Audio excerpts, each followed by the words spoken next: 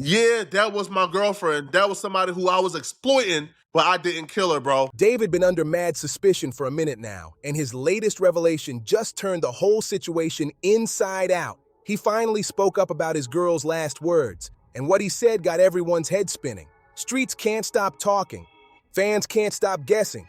Was David really caught up in what went down, or is there a whole other level of darkness we haven't even seen yet? This story got layers, and it's only getting wilder by the day. So here's what went down. David, yeah, the same young hitmaker who had every playlist on lock, dropped what he's calling the truth, and this truth hit the internet like an explosion. Back on September 9th, 2025, the LA streets were buzzing after police rolled up to Hollywood Toe on North Mansfield Avenue. Workers at the yard had been complaining about a foul smell oozing from one of the impounded rides, a Tesla that had been sitting there for a hot minute. They thought it was maybe a dead animal or something rotting in the heat. But when the cops showed up and popped that trunk, or should we say the frunk since it's an electric whip, what they found changed everything. That Tesla was registered to none other than 20-year-old crooner David Anthony Burke, the same artist the world knows as David. The same dude behind soul-cutting tracks like Romantic Homicide and Here With Me. Songs that had racked up billions of streams and turned him into one of the most mysterious voices in the new wave of music. Fans loved how raw he was, how emotional, how real. But that Monday morning, his name got tangled up in something way darker than heartbreak and melodies. When the cops opened that Tesla's front compartment, the scene they uncovered was so disturbing, it made even seasoned officers freeze up. Whispers spread fast. Detectives, reporters, neighbors, everyone trying to piece together how one of music's most promising stars ended up at the center of something this chilling. And now, with David opening up about what his girl said before everything went down, the whole case just got 10 times messier. Something about his tone, the way he said it, got people wondering. Is he hiding guilt, grief, or a secret that could flip this entire story upside down? No cap, when the cops cracked open that Tesla, what they found inside was straight nightmare fuel. The body stuffed in that bag was barely recognizable, badly decomposed, twisted, and incomplete. It only weighed about 71 pounds, meaning whoever it was had been gone for a long minute. What made everything even crazier was the timing. While LA police were knee-deep processing this gruesome discovery, David was miles away, standing under bright lights, performing for screaming fans on his sold-out We World tour. Can you imagine? The man's out there giving his all on stage, while back in LA, detectives are tearing apart his Tesla looking for clues. That same day, September 9th, 2025, David was supposed to perform at the Fillmore in Minneapolis, and he did. Videos, fan posts, and tour footage all showed him smiling, vibing, doing what he does best. At first, everyone was quick to defend him. The streets were saying he couldn't have done it. He was literally performing. Even his team backed him heavy. Plus, it came out that his Tesla had been reported stolen a week before all this madness. Folks started saying someone must have jacked his ride and used it for some foul business. Supporters went online saying he didn't do it. He was working, performing, moving with security. He's no suspect. And for a second, that made sense. I mean, if he was guilty, wouldn't the police have been on him instantly? But hold up. Even from the start, there were cracks in that story that didn't sit right.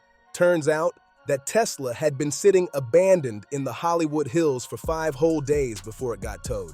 Neighbors had already been complaining about a nasty stench coming from somewhere nearby, but everyone brushed it off, thinking it was just a dead raccoon or some wild animal in the heat. Oh, listen, he didn't do it. He literally performed the next day. If he was a suspect, the police would have been after him. He's not a suspect. He's not just escaping the police clutches? So if his car was missing, abandoned, and reeking for days before cops got to it, then who was really behind the wheel when it got dumped there? Because something about that timeline, his tour, the stolen car, the smell, and the discovery just don't add up.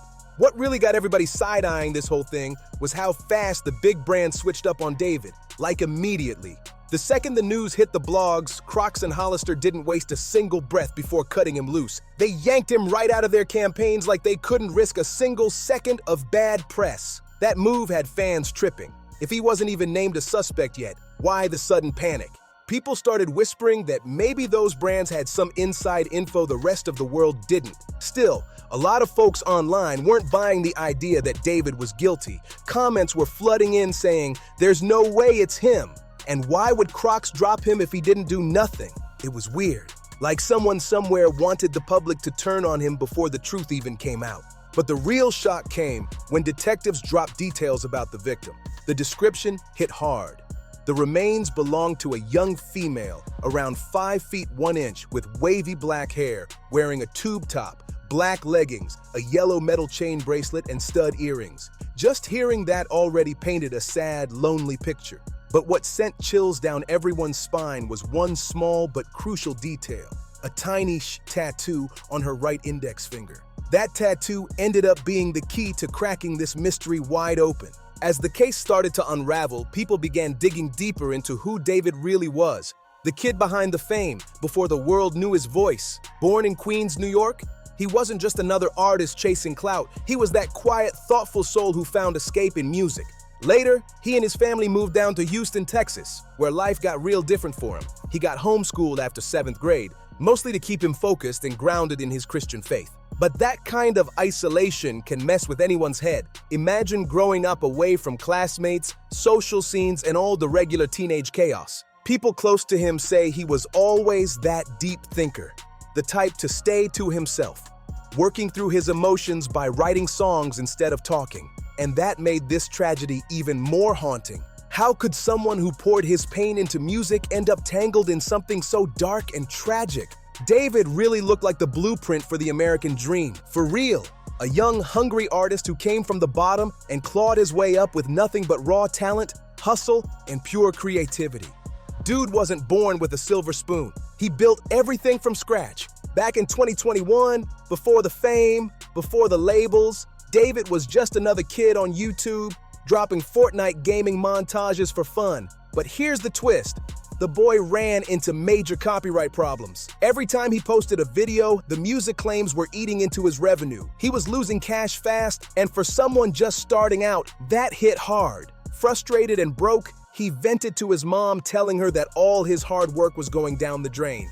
But instead of letting him drown in stress, his mom gave him the best advice of his life. She told him, "If they keep blocking your songs, then make your own." That one sentence flipped his whole world upside down. Armed with nothing but an iPhone, a pair of Apple earbuds, and a free app called BandLab, David turned his sister's closet into a makeshift studio.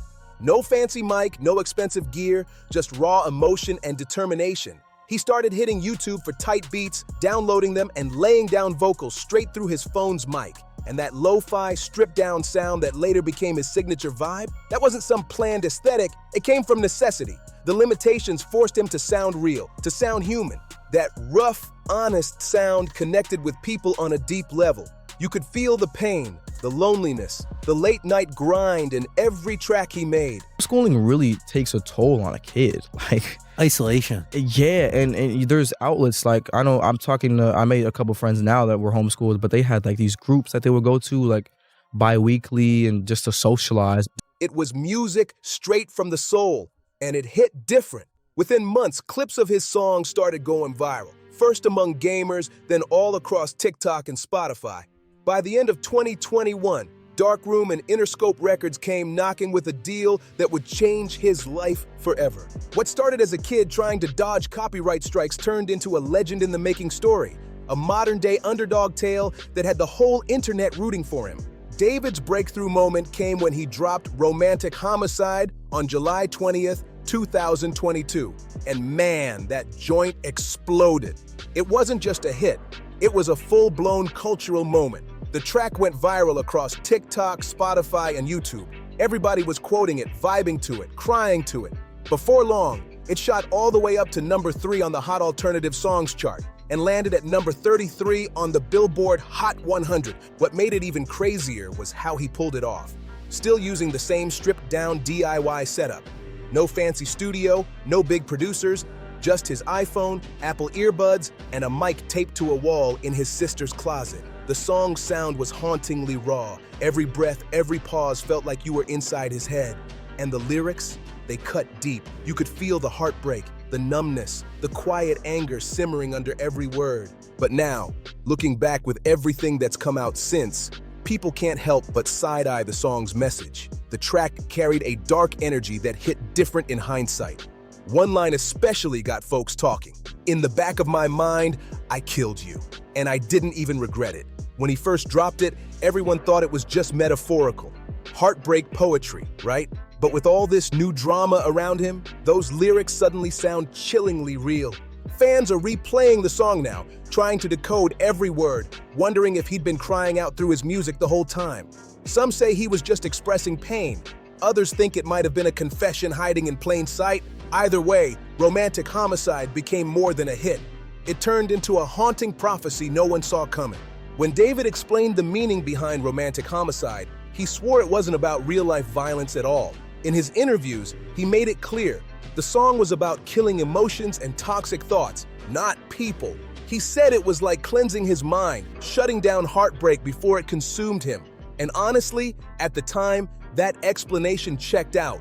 He was just a young artist trying to navigate pain the only way he knew how, through music. Fans saw it as deep, poetic, even healing. In one sit-down, he even said, "It's all in the mind, because the most secure place you can be is in your mind."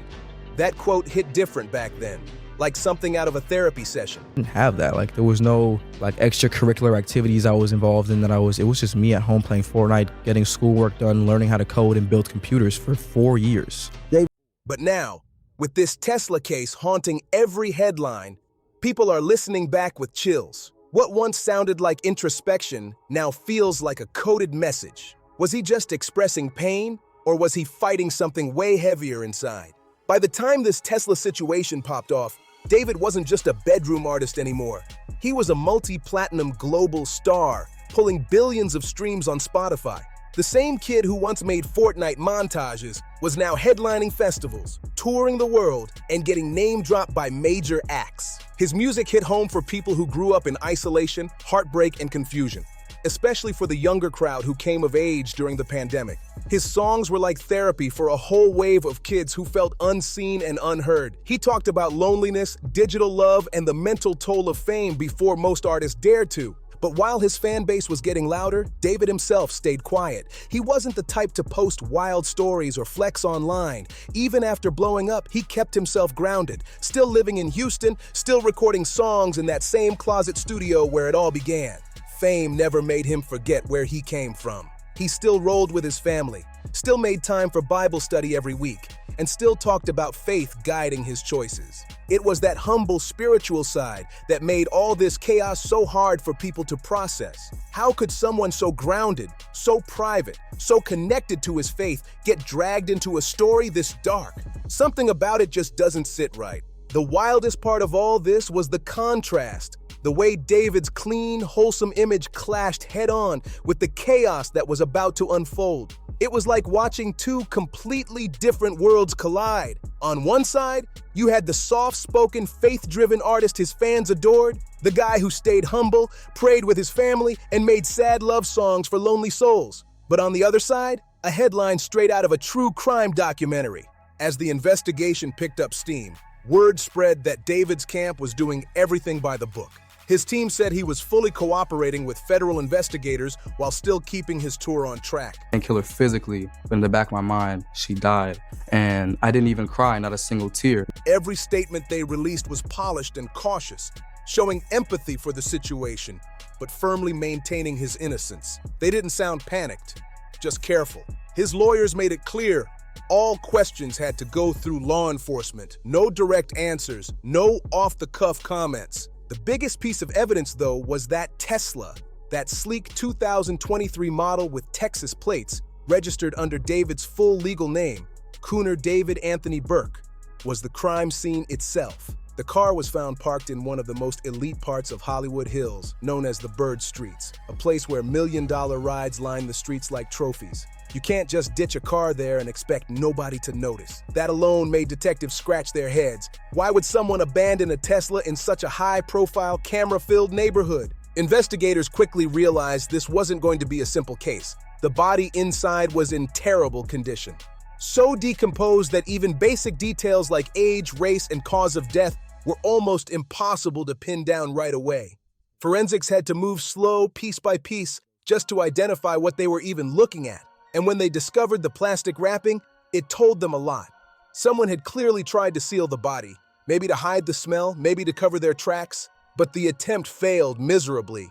The odor leaked out, The car got towed, and the secret that was supposed to stay hidden ended up blasting across every headline in America. It's all in the mind, because that's the most secure place you can be, is in your mind. So if you can expel that thought from your mind, then everything else will just come together. The forensic timeline hinted the body had been in that Tesla for a minute, possibly weeks, maybe even months. That meant whoever did this didn't just dump it and dip. They'd been cruising around with a corpse in their car for an extended stretch. But here's where things got interesting. Teslas aren't just cars. They're rolling computers, packed with data about every move they make. Investigators knew the vehicle's internal system could spill everything. Where it had been, when it moved, maybe even who was behind the wheel. Then there was the neighborhood, Bird Streets. Not the type of area where you can slide by unnoticed. The place is lined with million-dollar homes and high-end security setups. Ring doorbells, private surveillance networks, and motion-triggered cameras everywhere. If someone parked that Tesla there, odds are one of those lenses caught something. Maybe even the person who left it behind. As word of the discovery spread across the streets and social media, chaos erupted. Everyone had a theory. Everyone had a take. David's fan base, loyal to the bone, flooded the internet defending their boy. They pointed out that he'd been on tour, performing in front of packed arenas when the body was found. The timeline, at least on paper, cleared him. How could he be involved if he was hundreds of miles away on stage? But not everybody was buying it. In the neighborhoods and comment sections, whispers started to shift. If he was so innocent, why did the brands drop him so fast? What did they know that the rest of us didn't? And no matter how you spin it, how does a decomposed body end up in his Tesla? This wasn't just a scandal anymore. It was turning into a legend in the making. A young, gifted artist at the peak of his fame. A mysterious death. A web of secrets just waiting to unravel. What investigators didn't realize yet was that they were about to stumble into something far darker than anyone imagined. Something that would shatter the image of their favorite rising star. Then, 8 days after that gruesome discovery, the LA County Medical Examiner dropped a bombshell. On September 17, 2025, the body was officially identified as Celeste Rivas Hernandez, a 15-year-old girl who'd been reported missing from Lake Elsinore, California. The faith-based thinking and just being grounded on the rock of God is just like, it helps me in so many aspects, of staying level-headed and staying on the ground and staying realistic and not getting too big of a head. And my family is very, very supportive, and they're my support system, and they guide me through this whole thing. We have family Bible study every Saturday. Back on April 5th, 2024, Celeste Rivas was just 15 when she vanished, though some corners of the internet claim she might have been even younger, maybe 13 or 14. She lived in Lake Elsinore, a quiet working-class city about 70 miles southeast of Los Angeles. Far from the flashing lights and fame David was chasing, Celeste's world was small, ordinary, until it wasn't. Her birthday was September 7th, a day that should have been for cake and candles, but would soon carry a much darker meaning. Celeste had wavy black hair, stood barely 5 feet tall, and came from a close-knit Hispanic family. By all accounts, she was just a regular teenager, hanging with friends, scrolling social media, dreaming about the future until everything went left. As investigators dug deeper, a disturbing picture began to form. Evidence started surfacing that tied Celeste to David, not just through rumors but through images. Photos of the two together popped up online. Some showed them FaceTiming with friends. One photo, allegedly taken at 3:51 a.m., sent shockwaves through the internet, raising serious questions about what kind of relationship this really was. The timeline made it even worse. According to online discussions, their alleged relationship may have started when Celeste was only 12 to 14, while David was 17 to 19. Given his birth date, March 28, 2005, that would place the start of their connection sometime between 2020 and 2022, right when his music career was beginning to take off. Then came the receipts. Screenshots, supposedly from Discord, started circulating. They appeared to show David messaging Celeste when she was just 13. If real, those messages would be damning. Proof of an inappropriate relationship with a minor. The timing lined up too. The messages were dated 2022, the same year David dropped Romantic Homicide, the song that made him a star. While he was blowing up online, the alleged connection between him and a young girl was quietly growing behind the scenes. But the darkest part wasn't just how it began, it was how it ended. Friends of Celeste posted messages dated April 29, 2024, weeks after she'd been reported missing. Those messages showed she was still alive and still in contact with people. She told friends she was hiding from her parents and that she was with someone they believed to be David. Her messages painted a haunting picture, a scared young girl, trapped in something she couldn't escape, convinced that running away was her only option. By then, the online storm was unstoppable. Fans who once defended him started demanding answers. Witnesses claimed they'd seen David near Celeste's neighborhood before she disappeared.